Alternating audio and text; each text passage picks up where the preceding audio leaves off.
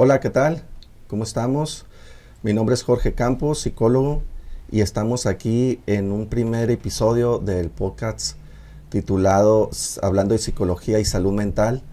Es una grata experiencia tener esta primera transmisión, los que nos escuchan y nos ven en las diferentes redes sociales. Y el día de hoy, por ser un primer episodio y tener la grata invitación de un gran psicólogo, gran colega, amigo también, aquí en la entidad y en el estado, Josué Silva. Josué Silva les voy a comentar un poquito de su trayectoria. Es licenciado en psicología por parte de la UABC, también tiene una maestría en educación y su doctorado en psicología también. Y algo muy importante, ¿no, Josué? Que nos llena de orgullo como ensenadenses y también baja californianos, ¿no? Por haber tenido este nombramiento por la Federación Mexicana de Psicología, ahí un nombramiento, ¿no? Es algo muy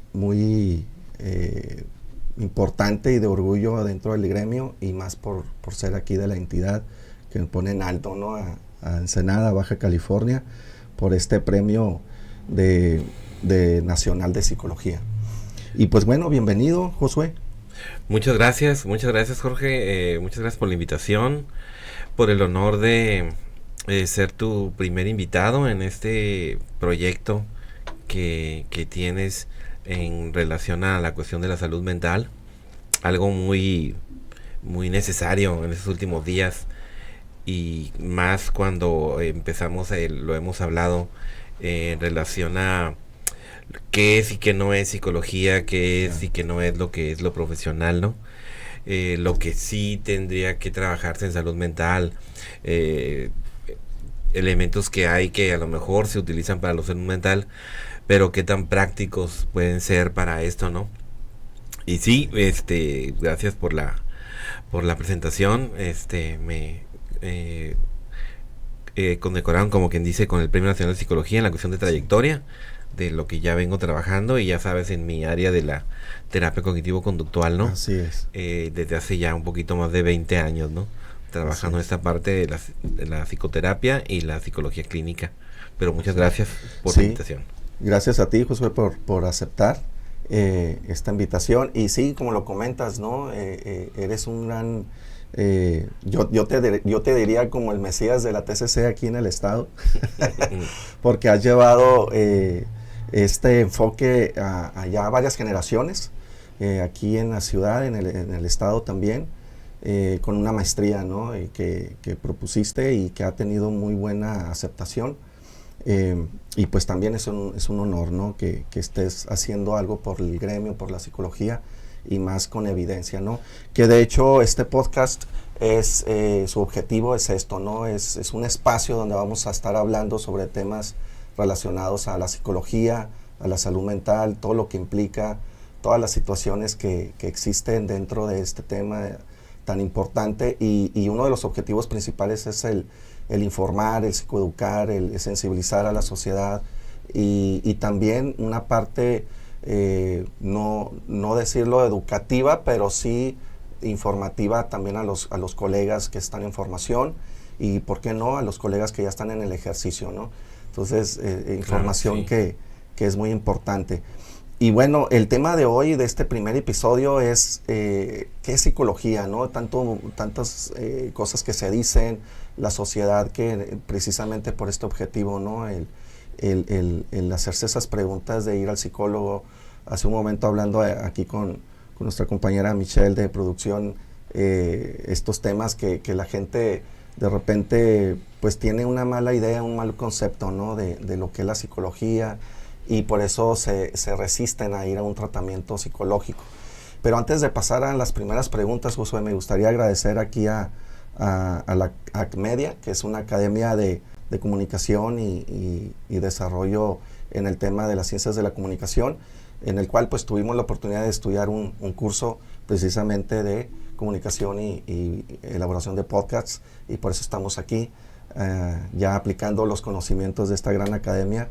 No duden en buscarla en sus redes sociales, ACMEDIA, en Facebook, ahí están, y cualquier duda, ahí pueden dirigirse y informarse de todos los cursos que tiene una infinidad de temas que podamos aprender, ¿no?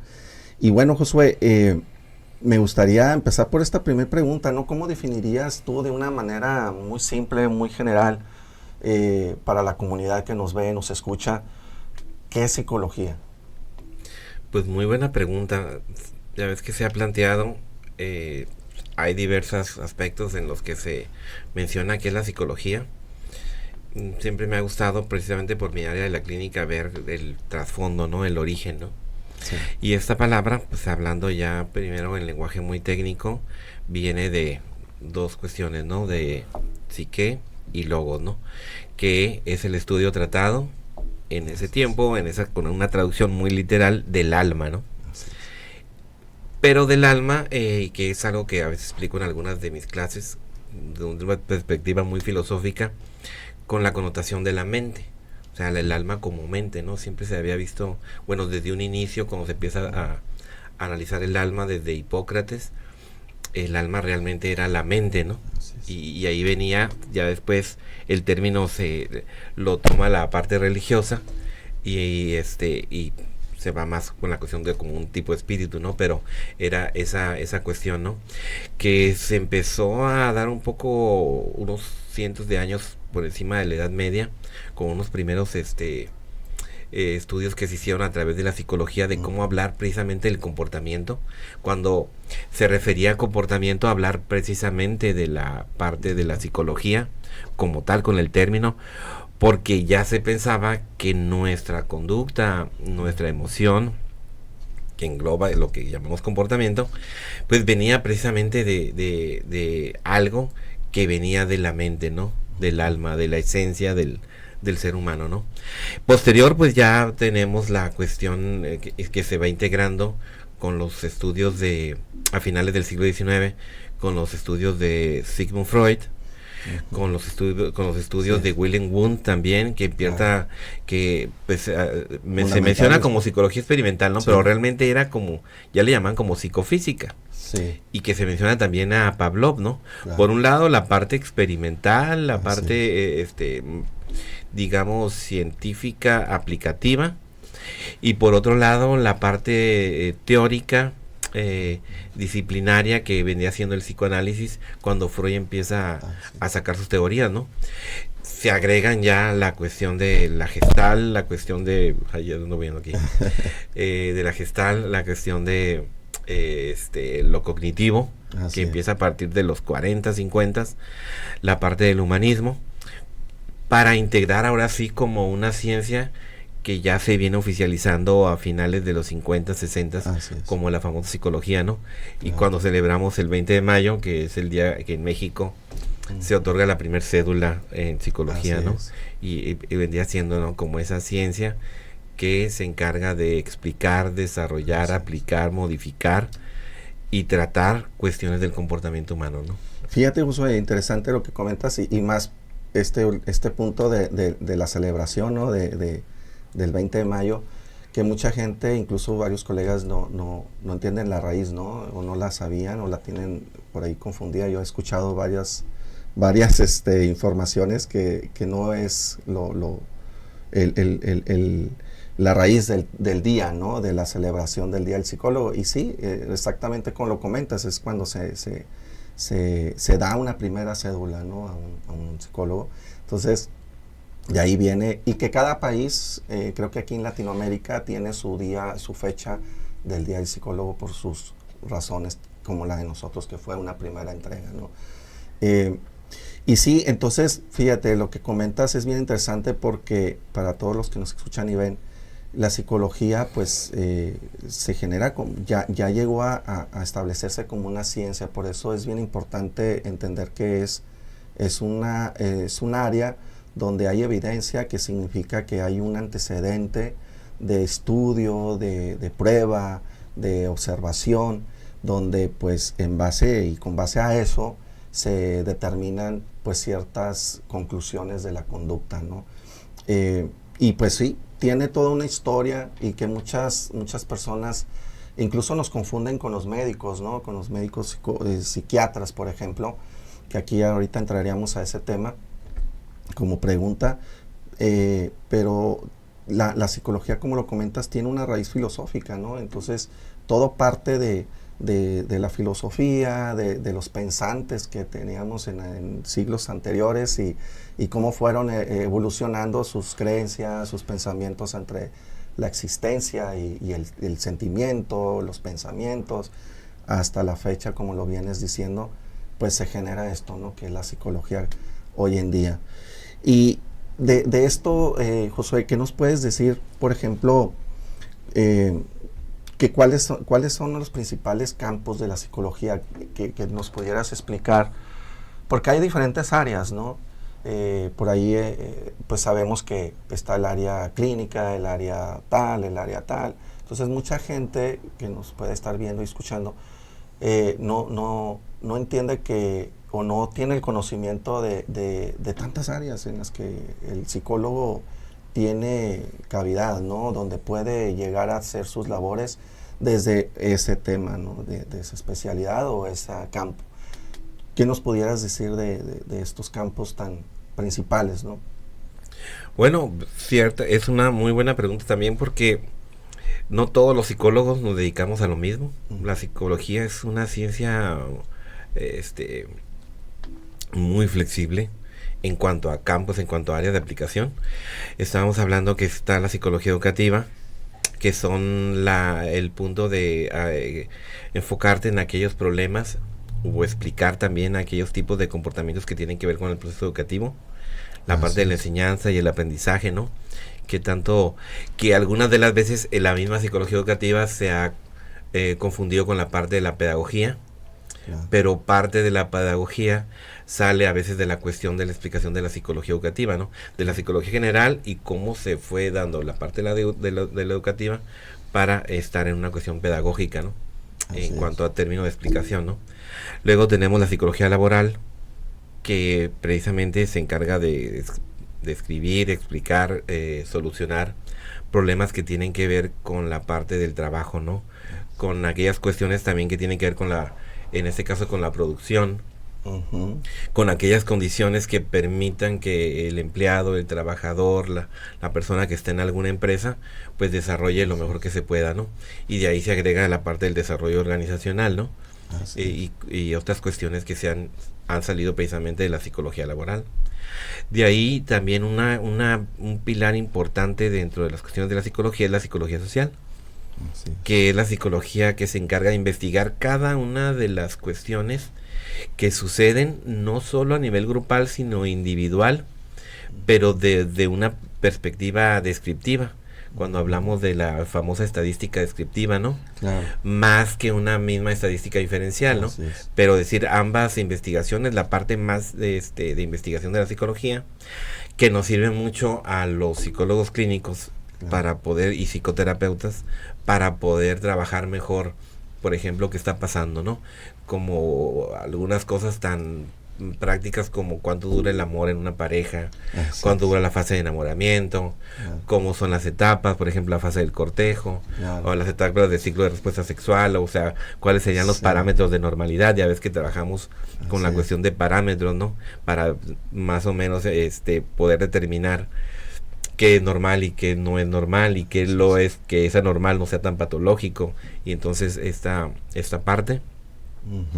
Y se va agregando la cuestión de la neuropsicología, que se encarga de aquellos problemas en los que tiene que ver el desarrollo cerebral y aquellas técnicas en los que permita, por ejemplo, el desarrollar nuevos caminos neuronales, en cuanto a actividades, en cuanto a problemas, desde problemas que antes se trabajaban en lo que antes se llamaba la educación especial, ¿no? Así es. Que ahora ya cambia de nombre, hasta la parte biológica, o psicobiológica, por ejemplo, de depresión o ansiedad, ¿no?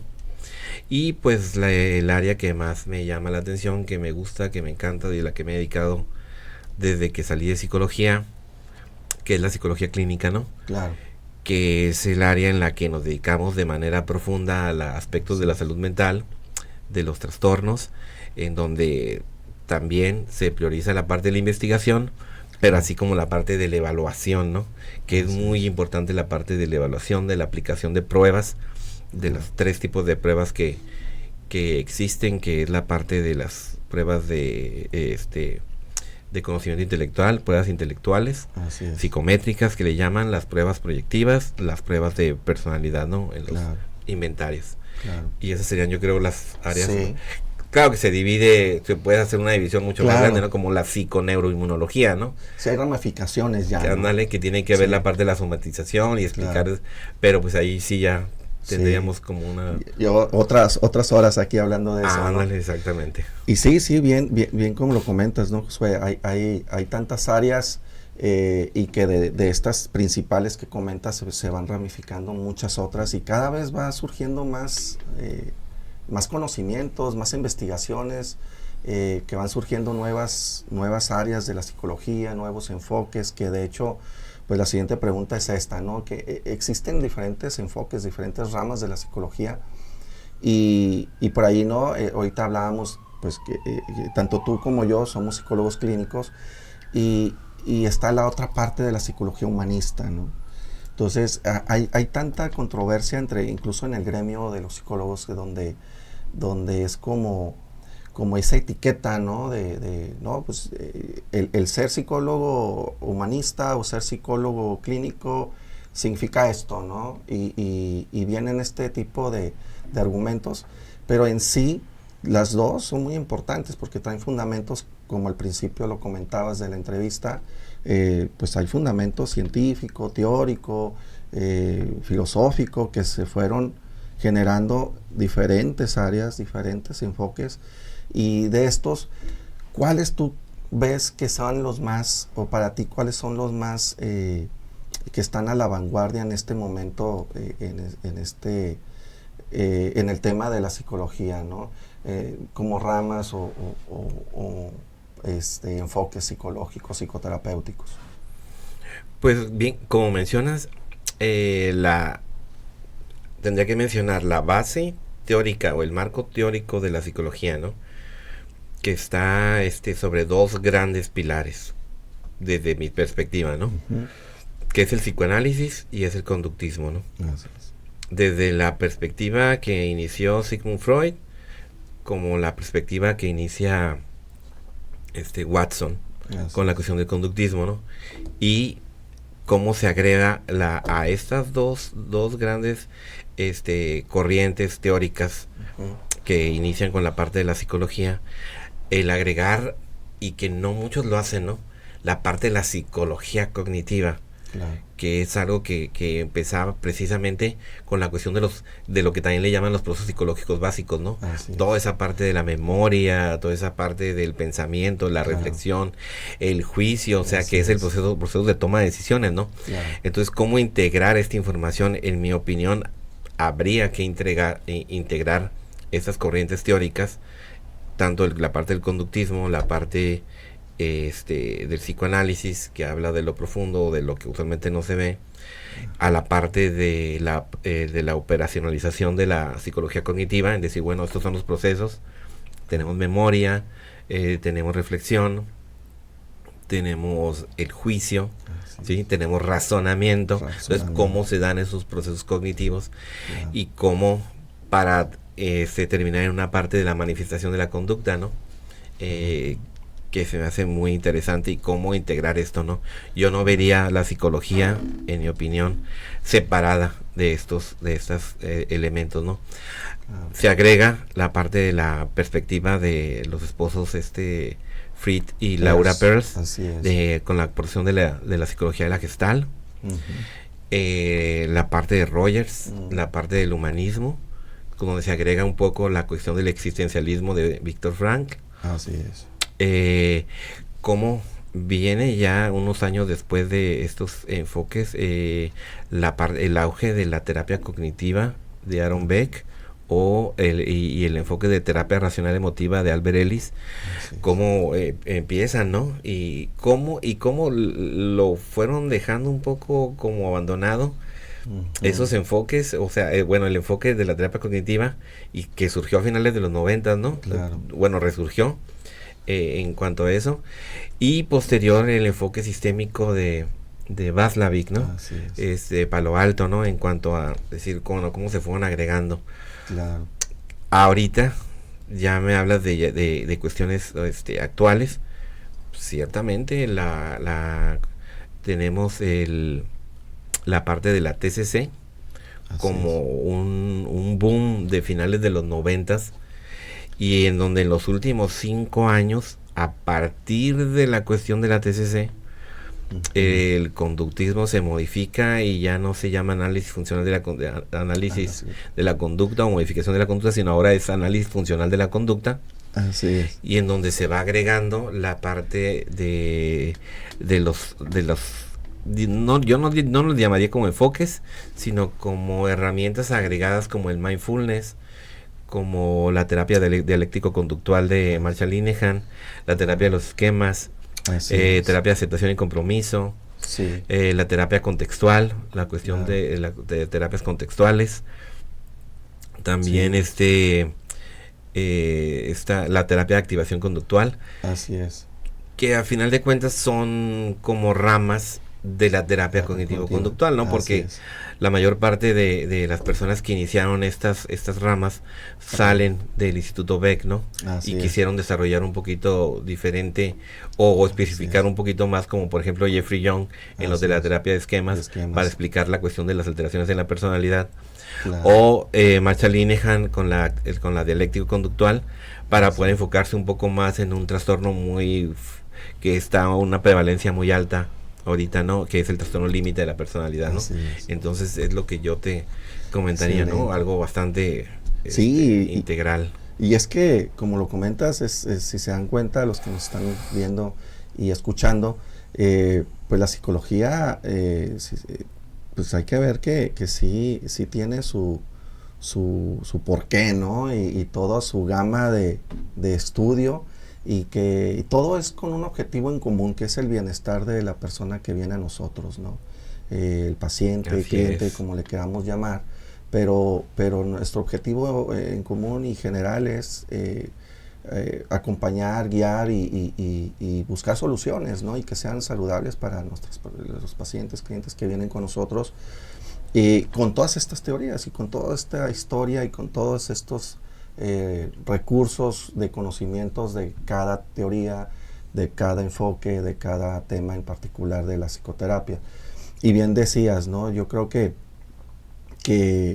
no es, volviendo a lo que comentaba, esta forma de etiquetar, ¿no? A muchos colegas, pues bueno, simplemente cada quien trae su área, su enfoque, y va directo a esta parte de generarle bienestar, ¿no? Y el apoyo. Fíjate que ahí, ahorita que lo mencionas, se me hace, yo cuando les digo a mis alumnos en la maestría en psicoterapia, les digo, bueno, ¿por qué elegimos un enfoque? Y porque hay una diversidad de enfoques, y que en lo personal creo que está muy bien que haya una diversidad de enfoques. Claro. No todos los pacientes van a trabajar con tal o cual enfoque, claro. O les sienta cómodo. Claro. Pero no solamente el paciente, sino nosotros, ¿no? Que yo creo que de acuerdo a la personalidad del psicólogo es el enfoque que tú eliges, como la varita, como las varitas de Harry Potter, ¿no? Dependiendo cómo seas tú, es el tipo de varita, y dependiendo de la persona o el desarrollo de nuestra personalidad, pues elegimos Gestalt, elegimos psicoanálisis, elegimos TCC, que porque somos muy estructurados y que no sé qué, o muy rígidos. Es una personalidad, ¿no? Es como un perfil, ¿no? Ándale. Sí, y tienes toda la razón, ¿no? No cualquiera va a determinar un área en la que a lo mejor no les genera algo, no se identifican. Y sí, bien dicho, ¿no? Todos estamos en un área donde realmente tiene que ver con nosotros, ¿no? Y nuestra parte de la personalidad, como comentas. Y referente a esto, Josué, ¿qué piensas sobre tantas situaciones que se han escuchado y se ven hoy en día? Y bueno, yo creo que se han estado pasando siempre, pero ha habido una rachita, ¿no? En estos meses donde pues hay personas, e incluso profesionales de la salud como colegas, psicólogos, que están haciendo prácticas en las cuales pues no hay una evidencia como lo acabamos de comentar al inicio, ¿no? de este podcast. No están basadas en una evidencia ciertas prácticas y están generando mucha confusión en la sociedad y sobre todo más en el gremio de la psicología, donde pues si de por sí hay ciertos mitos en la sociedad, ¿no? De lo que es la psicología del psicólogo. No quiero ir con el psicólogo, no estoy loco, o para qué voy, yo puedo solo, X, ¿no? Entonces, estas malas prácticas, estas malas praxis, que no hay una evidencia, pues genera más controversia, ¿no? ¿Qué piensas de esto? Fíjate que es curioso, sabemos que yo creo que parte de la idea no solamente del paciente, sino del mismo profesional, de que podemos atender problemas de salud mental de una manera rápida, pronta y expedita, ¿no? Como las leyes a veces, ¿no? Sí. Y que en una gran cantidad, que la mayor parte de las veces no es así, pues. Sí. No es así porque, con evidencia obviamente, en encuestas que se han realizado, antes se hace una encuesta de epidemiología nacional psiquiátrica, que la famosa ENEP, me imagino que lo has escuchado, ¿no? Así es. Entonces, ¿cómo anda la cuestión de la prevalencia con los trastornos mentales en México? Generan estadísticas también. Dices, bueno, hay aumento y aumento y aumento y aumento. ¿Qué pasaba al final de los 90 con la cuestión de las adicciones? O sea, empezaron a aumentar en lugar de ir disminuyendo, ¿no? Y dices, bueno, ¿por qué? ¿Cuál es el problema que no se está atendiendo en cuestión de salud mental, ¿no? Por la idea del profesional dentro de la que yo me ha tocado trabajar, ¿no? Yo hablo desde mi perspectiva, ¿no? Claro. El profesional, la institución a veces de salud del gobierno y el paciente, que priorizan que la cuestión de la salud mental, el tratamiento sean tratamientos breves, ¿no? Sí. Cuando estamos hablando precisamente en esta encuesta que la dirigió Marilena Medina Mora, en aquel tiempo directora del Instituto Nacional de Psiquiatría, Ramón de la Fuente, Sí. que los pacientes usualmente llegan de 5 a 10 años después de que apareció los primeros síntomas del trastorno, ¿no? Claro. Entonces estamos hablando que ya es algo que tiene tiempo, que es crónico, sí. y que no vamos a sacarlo de una forma tan rápida como se piensa, ¿no? Y te digo, se hace muy formal porque hace 2 años me tocó ir a un congreso de bioética, y la parte de bioética en la salud mental, que hablaba del uso de la psilocibina. Otra vez, el crear estados alterados, para poder mejorar el tratamiento, por ejemplo, para esquizofrenia, ¿no? Cuando se tiene la evidencia a finales de los 70s de que eso mismo había provocado problemas, y el aumento precisamente de la producción de la serotonina, que te lleva a generar el síntoma psicótico positivo, que es el delirio y la alucinación, ¿no? Y que si funcionó en algunos pacientes, sí, y que de hecho le quisieron empezar a utilizar aquí en Ensenada, en cierta clínica, en cierto lugar, que igual tuvo las mismas cuestiones, las mismas consecuencias, que el problema es el aumento de los síntomas psicóticos positivos en pacientes con esquizofrenia, ¿no? Incluso que se quiso trabajar para adicciones, y entonces que poder llegar a esa profundización, ¿no? Se hizo el debate en el Congreso, y yo creo que estábamos como mitad y mitad de psicólogos, ¿no? Sí. A favor de que no se usara la psilocibina, o en contra de que se use la psilocibina, ¿no? De que otra vez no estés generando el tipo o este tipo de forma de tratamiento, ¿no? Sí. Por eso te comento, ¿no? Y entonces, que sí es importante el conocimiento, la información, la psicoeducación, en que una alteración mental, por más ligera que sea, y a veces al hablar de trastorno mental, no sé si te lo han comentado, la gente se asusta por decir, tengo un trastorno mental, ¿no? Sí. Y un trastorno mental puede ser un estrés agudo, un estrés elevado de 3 o 4 días, o un estrés crónico que lleva un poco más de tiempo. Es una alteración mental, porque hace que tú percibas la realidad de manera diferente, ¿no? Que si no estuvieras estresado, ¿no? Lo trabajas, y bueno, si hay trastornos o alteraciones que las podemos sacar rápido, en meses, y aquí hablo más que nada de sesiones, ¿no? De un proceso. Pocas sesiones, como el trastorno de estrés postraumático, como aquellos trastornos adaptativos, ¿no? Claro. Pero pues si hay una cuestión de que es algo ya crónico, que tiene mucho tiempo en el paciente, pues sí, el optar o el saber o el conocer, ¿no? El poder difundir que va a pasar tiempo, ¿no? No tanto como a lo mejor antes sucedía, pero que todo lo del tiempo siempre depende, pues, una, de la disposición del paciente en ir a sus sesiones, de hacer sus tareas, de participar, que tanto trabaja fuera de la sesión en lo que se le pide que trabaje, ¿no? Para que eso sea un avance en cuanto a eso, ¿no? Y que son factores que tienen que ver con eso, ¿no? Pero te digo, sí, esas cuestiones que tendrían que ser un poco más formales y no irnos tanto en la cuestión como esta de que comentamos hace rato, ¿no? De ayahuasca, que es totalmente nefasto para una cuestión de salud mental, ¿no? Sino pues todo lo contrario, y por lo que me comentabas, ciertamente las constelaciones familiares que habría que tener como una cuestión ahí un poco más fuerte de la evidencia que tiene el trabajar con esa forma, ¿no? Y las otras agregados que se tendría que hacer, no como agregado, como lo decíamos, no como una forma de psicoterapia, sino oye, le agregas esto, pero que quede sentado, aclarado, que esto no es psicología ni es psicoterapia, ¿no? Sí. En esas dos y esa parte es importante que comentas ahorita, ¿no, Josué? Es aclarar nada más, ¿no? ¿Qué es psicología, qué no es psicología? ¿Qué es terapia, qué no es terapia? ¿Qué es lo que sí está sustentado con evidencia y qué no? Y qué son prácticas que pueden, volviendo al tema del objetivo principal de un proceso de psicología, pues es el bienestar, ¿no? Y que sea el más saludable para el paciente. Sí, es que es un tema muy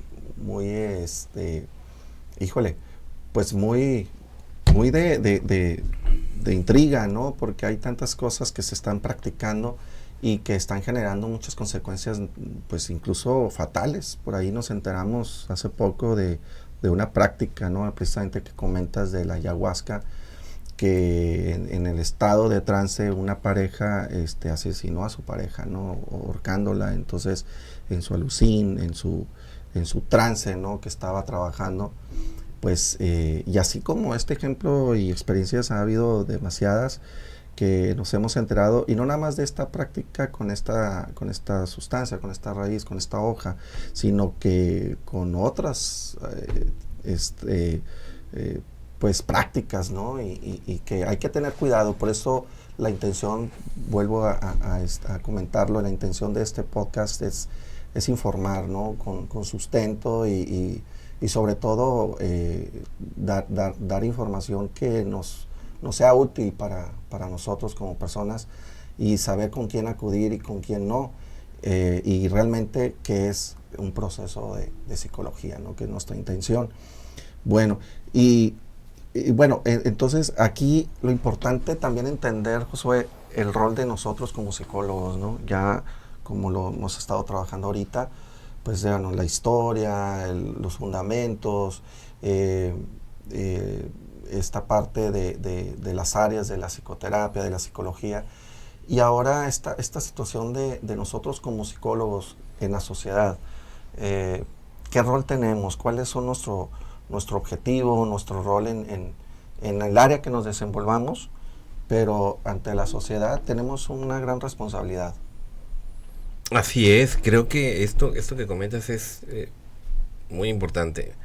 De hecho, estaba un post ahí en Facebook que empezaron a promocionar sobre personas que se dedican a la superación personal, ¿no?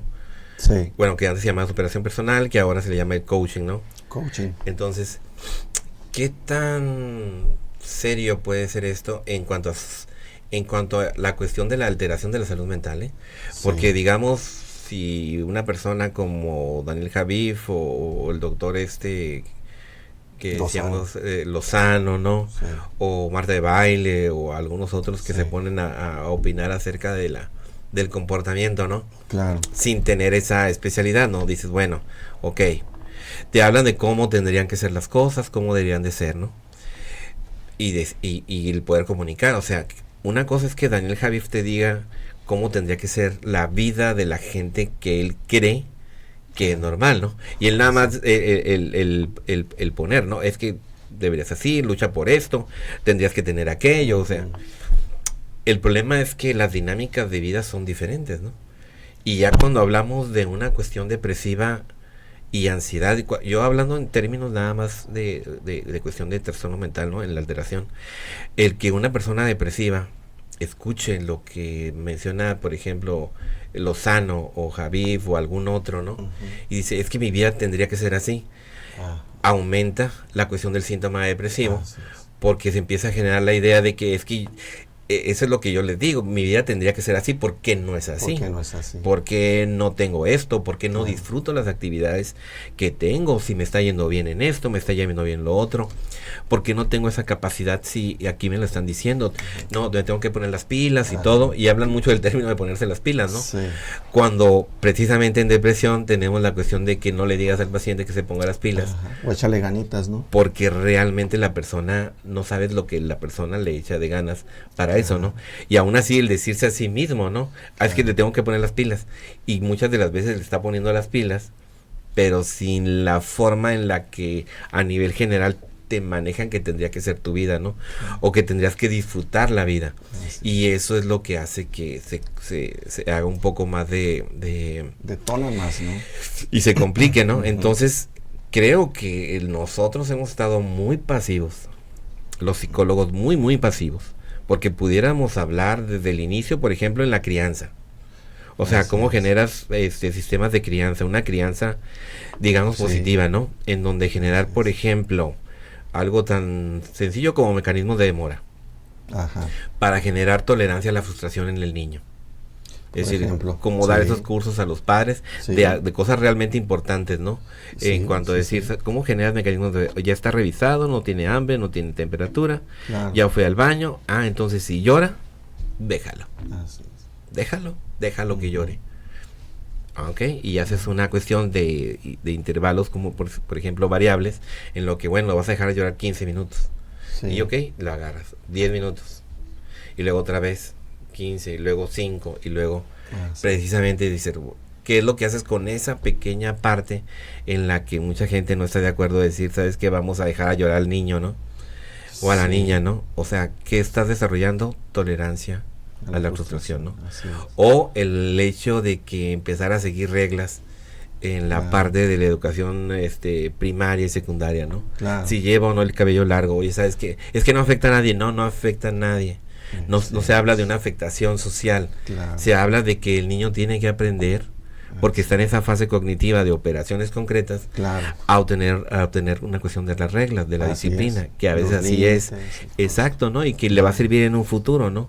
El no tener esa cuestión de, es que qué problema puede haber con esto, ¿no? Entonces, pero obviamente la gente menciona, pero porque nosotros como psicólogos, en mi opinión, ¿no? Realmente no tenemos como programas, como lugares en donde hablar realmente de cómo esto puede servir en nuestra educación, ¿no? Y te digo, yo creo que nos falta mucho, que no hemos hecho muchas cosas, que pudiéramos hablar de cosas más importantes que solamente estar hablando de cómo me siento bien. Como la cuestión de, y está bien que se hable de la cuestión del perdón y de llevarme bien conmigo mismo y de, sin embargo, bueno, ¿qué cosas puedo empezar también a hablar antes de llegar a esa parte? Pues, o sea, ¿cómo desarrollo? Y que es de lo que hemos hablado algunas veces, no si te acuerdes, ¿cómo ayudar al niño a tener una mejor formación de su personalidad? Empezando por la tolerancia a la frustración, ¿no? Desde ahí, ¿no? Y estos dos puntos, ¿no? Desarrollar habilidades de tener esa tolerancia a la frustración y del desarrollo de habilidades también sociales que implican las reglas, las normas, los límites, porque sí, bien como lo comentas, el chiquito llega a crecer y es un adolescente y empiezan con estos trastornos antisociales, ¿no? Y romper reglas, donde no cumplen límites, en fin. Entonces dicen los papás, me está saliendo del corral, pero es porque atrás no hubo todo esto que comentas, ¿no?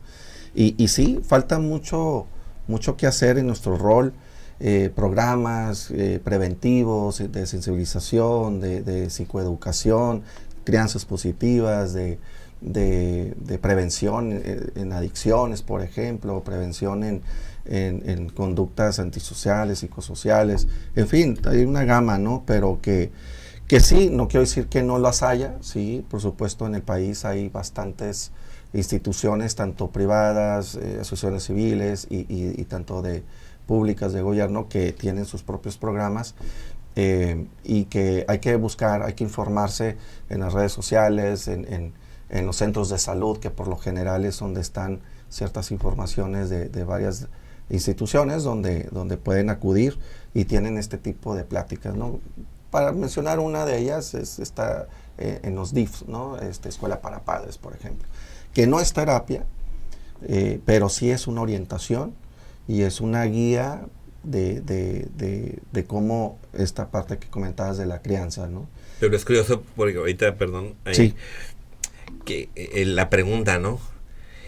Que ¿por qué dentro de la parte del comportamiento y de cómo decirle a la gente en general cómo sería una mejora, a mejorar sus hábitos, qué es lo que hace César Lozano, qué es lo que hace Javier Feumata de baile o algunos otros, por qué son personas que no se dedican a psicología?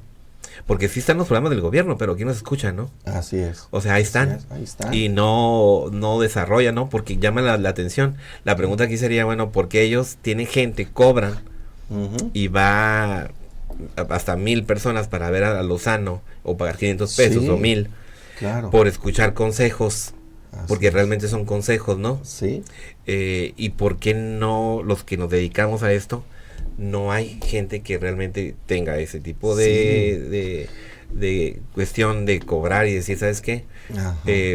No, pues yo soy el que sé, a ver, fíjense bien, si Lozano le falla en esto, porque no puedes tener una idea generalizada de cómo va a actuar la gente, sino qué te parece si yo aparte le introduzco esta cuestión de flexibilidad para cuando te vayas a una reunión o esto, o cómo tener una cuestión con la pareja, ¿no? Como Walter Rizzo, ¿no? O sea, cómo voy llevando, que sí están los libros, y Walter Rizzo se ha hecho famoso por esa cuestión, y sí hace sus conferencias, pero pues estamos hablando de Walter Rizzo, ¿no? ¿Quién, algún otro psicólogo que se haya agregado, para enseñarle a la gente a tener mejores hábitos de vida, ¿no? Así es. Sí, es importante lo que dices, porque pues sí, no, es algo que estamos en búsqueda de esa respuesta de por qué van y pagan tantos miles de pesos a un teatro donde van a recibir consejos y no a recibir un proceso terapéutico que puede costar menos, ¿no? Mucho, mucho menos, ¿no? Entonces, sí es importante pues revisarlo, ¿no? A todos aquellos que nos escuchan y nos ven aquí en nuestras redes sociales. Bien, híjole, pues es que son tantas cosas, ¿no, Josué? Que se podrían seguir abordando. Yo creo que en algunos episodios más adelante vamos a ir viendo algunos temas importantes. Igual ustedes hagan sus comentarios ahí en las redes sociales. En mi Facebook, por ejemplo, pueden dar algunos comentarios. El psicólogo Jorge Campos, PSIC, Jorge Campos, abreviado. Ahí pueden entrar y mandar algunos datos, algunas preguntas, inquietudes de temas. Igual en el podcast en Spotify, ahí vamos a estar como hablando de psicología y salud mental, para que hagan sus comentarios y podamos también, que de eso se trata, ¿no? Como lo comentaba, este espacio, de escucharlos y poderles dar la información que ustedes requieran para toda la comunidad y toda la sociedad, ¿no?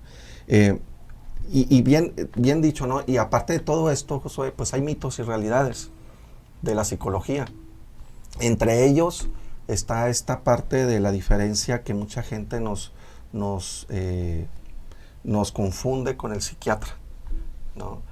¿Cuál es la diferencia? Que la gente sepa realmente qué es la diferencia entre un psiquiatra y un psicólogo.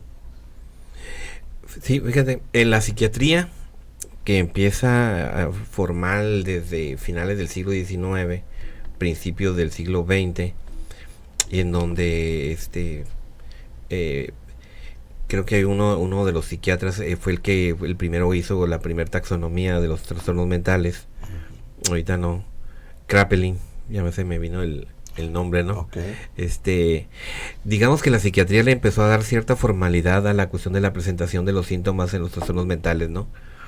Porque la base o el estudio de ellos es precisamente esa, ¿no? El cómo darle una taxonomía, o sea, una estructura a una enfermedad, ¿no? Y de ahí empieza a surgir el primer manual de o la primera taxonomía hecha por Emil Kraepelin, ¿no? A principios del siglo XX, ¿no? Y entonces, precisamente, la diferencia, una de las cuestiones más grandes, es que la función del médico es tener como hacer, en este caso, y desde, obviamente, mi opinión, un checklist de los síntomas que puede tener el paciente, de acuerdo con el manual que ya se tiene sobre trastornos mentales, ¿no? Y a partir de ahí dar un medicamento que están ellos preparados para dar, que nosotros los psicólogos clínicos o psicoterapeutas no estamos facultados para poder dar ese medicamento, ¿no? Pero que ya en la parte de la psicoterapia, ahí es donde hay una gran diferencia, ¿no? Porque en el caso de ellos el conocimiento es médico, más concreto, sobre el síntoma, y ambos sabemos que muchas de las veces la persona, el paciente, no va a referir el síntoma tal como es, sino puede haber mecanismos de defensa. En el caso de nosotros, TCC, hablamos de estrategias de afrontamiento o estrategias compensatorias, que no van a mostrar el síntoma tal como es. Y que entonces hay que indagar, de ahí la evaluación psicológica, ¿no? Así es. Entonces, que algunas de las veces el problema de la psiquiatría, en este caso, vendría siendo el tener un buen diagnóstico, ¿no? Claro. Que es el que los que estamos en la clínica tenemos más herramientas para poder hacer un diagnóstico en salud mental, ¿no? Claro. Y dentro de la parte de la psicoterapia, la filosofía. Así es. O sea, ellos tienen el conocimiento médico, la base teórica es médica, pero no es tan filosófica. Y la gran diferencia que yo he visto de los que me ha tocado leer, ¿no? Sobre los que han hecho precisamente la parte de los enfoques, aunque hayan sido médicos, ¿no? Pues como en este caso Sigmund Freud como neurólogo, ¿no? Claro. O la parte de Fritz Perls, o la parte de Rogers, ¿no? La parte de Aaron Beck, que también era psiquiatra, ¿no? Sí, porque sí, ellos nos pueden decir, es que la mayor parte de los enfoques vienen de médicos, ¿no? Y psiquiatras. Bueno, sí, tienen razón, ¿no? No hay enfoques que vengan de psicólogos, porque en aquel tiempo no había psicólogos. Así es, había empezado antes la psiquiatría, ¿no? La psiquiatría ya tiene más de... pues toda una... Sí, doble o triple de lo que tiene la psicología, ¿no? Claro. Pero la diferencia que yo veo en estos psiquiatras que empezaron estos enfoques es la filosofía. Así es. La filosofía que se agregó a la parte de la psicología y que nos dio mayores herramientas de análisis, pero no solamente de un análisis, sino en generar una síntesis en cuanto a decir, bueno, del análisis que yo hago de todo lo que me estás diciendo, te puedo decir esta parte de aquí, o sea, esto se da, ¿no? Y que la base filosófica, que ya ves que se supone que es lo que se nos da en la carrera, la introducción a la filosofía o bases filosóficas del comportamiento. Entonces, como lo vi en Beck, lo vi en Albert Ellis, lo vi en Freud, que muchas de las explicaciones que hace Freud tienen que ver con la psicología, con la filosofía socrática o presocrática, con la mitología griega. Y que la parte de Aaron Beck también tiene mucho que ver con la filosofía socrática y la filosofía de los estoicos, ¿no? Cuando hablamos de Séneca, de Epicteto, ¿no? Claro. Y de cómo esa base filosófica nos da un marco teórico para poder hacer un enfoque y dices, ok, tengo la psicología cognitiva que me describe de manera científica cuáles son los procesos del pensamiento. Claro. Pero tengo la parte filosófica, que era lo que mencionábamos, no solamente de la parte socrática está la ética aristotélica. Así y cómo me brinco a la parte de los estoicos, ¿no? O sea, para poder decir, ok, sí es cierto, o sea, tengo la parte en la que yo para emitir un juicio, un razonamiento, ocupo todo un procesamiento y obtener la información que ya tengo en mi cerebro. Claro. Y cómo me lo dice la parte filosófica, que con base en esta interpretación, como lo planteaba, si no me equivoco, es Séneca, uno de los dilemas de las frases famosas de la TCC, ¿no? Que los hombres no se perturban por las cosas que pasan, sino por la interpretación que tienen de ellas, ¿no? Sí, y dices, bueno, concuerda con la parte de la psicología cognitiva, sí, que realmente lo que yo veo no lo opino como lo veo, sino lo opino como lo veo, lo transformo, lo interpreto y ahora sí doy la respuesta de acuerdo con lo que yo tenga, ¿no? Sí. Que decíamos, no es lo mismo que yo te dé una opinión cuando estoy calmado, tranquilo y que me ha ido bien la semana, a que yo te dé una opinión cuando en la semana no me va muy bien, estoy estresado, cansado, incluso acalorado, ¿no? Claro. Y darte una opinión, ¿no? Así es. En ese sentido, ¿no? Sí, interesante, Josué. Y para ir concluyendo esta entrevista, Josué, ¿algún comentario que quieras hacerle a nuestra audiencia, los que nos ven en las redes sociales y escuchan sobre todo lo que hemos recopilado y lo que hemos hablado? ¿Algún mensaje que quieras dar desde la parte psicológica, desde la parte profesional en cuestión de la salud mental?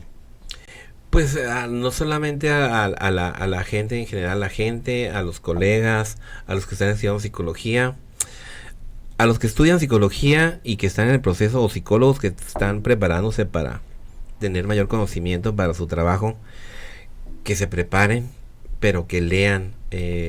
A veces no solamente la preparación del diplomado o de la maestría es que tengan que hacer más maestrías, tienen más conocimiento, ¿no? Sino hay mucho conocimiento que te lo dan los libros, los libros de los autores originales, algunas de las veces los criterios de la APA para hacer los trabajos de investigación nos limitan a textos que son de hace 5 años o 10.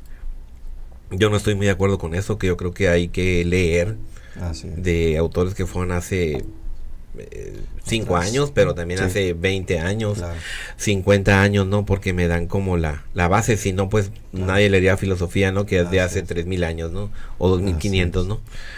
Y el hecho de acudir precisamente, de tener estas dudas sobre la salud mental, sobre la parte oficial, ¿no? Decir, bueno, ¿qué pasa en mi vida que hace que yo no la disfrute como yo creo que tendría que disfrutarla, ¿no? ¿Qué pasa? Porque por más cosas que he hecho para disfrutarla no pasa. O en cuanto empiezo a disfrutarla, cualquier evento, situación, por grande o pequeña que sea, me perturba y hace que pierda el equilibrio, ¿no? Entonces, bueno, si tengo eso y ya intenté por mis medios llegar a un equilibrio, pues ir a psicoterapia, ¿no? Tener esa cuestión, pero una psicoterapia de un enfoque que obviamente como los que hablamos aquí, desde una perspectiva en la que yo no espere a la semana, 2 semanas, 3 semanas sentirme bien, si ya tengo 5 años sintiéndome mal, ¿no? Y 5 años utilizando una sustancia para poder equilibrar mi vida, ¿no? O desde café, tomar exceso de café a lo mejor, desde alcohol y que sin el alcohol de cosas, ¿no? O ya cuando hablamos de sustancias, ¿no? Ahorita incluso el uso de la marihuana, que ahorita se está normalizando, ¿no? Ese es tema para otro tema. Ojo con la marihuana, porque no es precisamente lo que te venden, lo que realmente es, ¿no? Pero es algo un mensaje que le diría a tus oyentes y a precisamente eso, ¿no? O sea, buscar bien, ayudarse y decidirse ayudar, ¿no? O escuchar a los que están alrededor de nosotros que nos dicen que necesitamos a lo mejor un apoyo, ¿no? O una ayuda, ¿no? Y créanme que casi siempre siempre hay remedio para cualquier cosa, por más grave que nos parezca, ¿no? Sí, de acuerdo contigo. Pues ahí está, que nos ve, nos escucha, busquen ayuda. Ese es un gran paso. Y pues bueno, para irnos despidiendo, ¿en dónde te podemos encontrar, Josué? Tus redes sociales, teléfono, que la gente se comunique contigo. Sí, mi Facebook igual es PSIC, Josué Silva, en Facebook. En Instagram es @SIC Josué Silva.